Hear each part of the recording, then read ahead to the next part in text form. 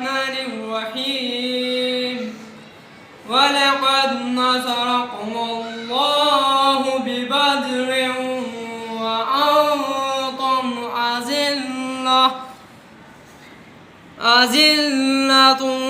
فاتقوا الله لعلكم تشكرون